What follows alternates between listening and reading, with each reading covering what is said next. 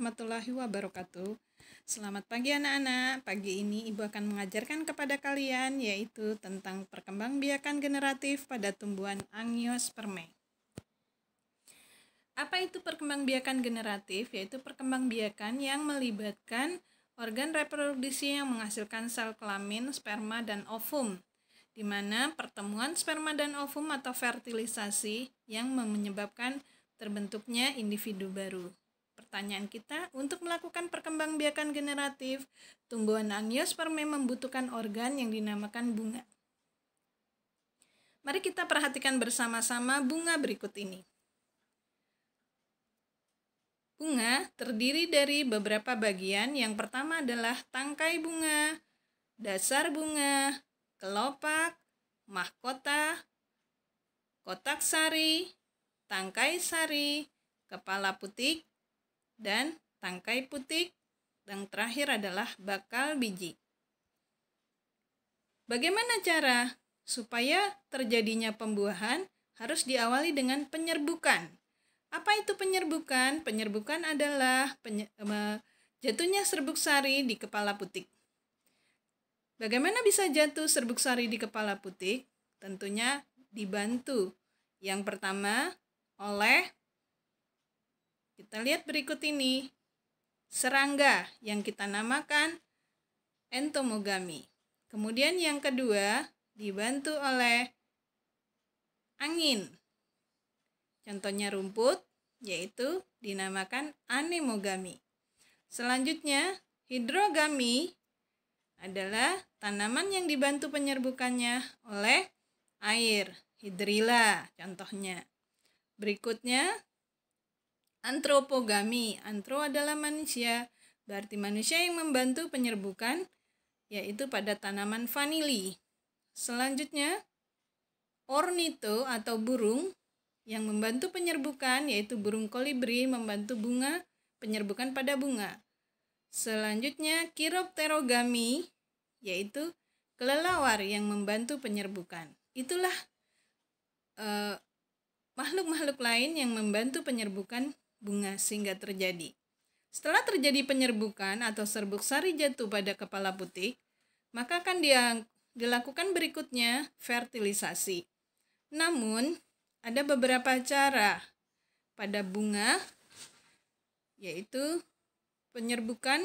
Yang pertama, jika serbuk sari dari satu bunga yang sama jatuh di kepala putik, yaitu dinamakan penyerbukan sendiri.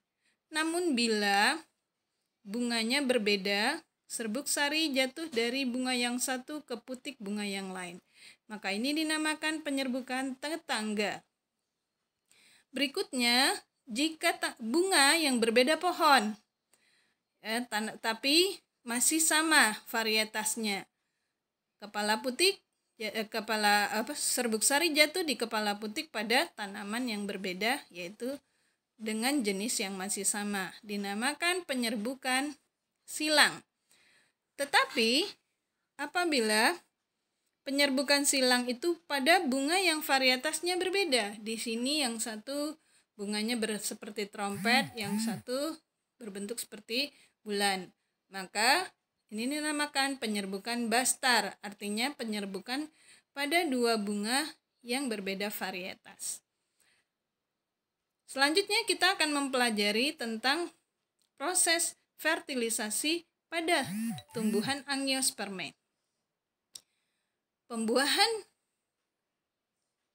sel telur oleh spermatozoid diawali tadi dengan penyerbukan. Kita lihat masih kembali kepada bunga.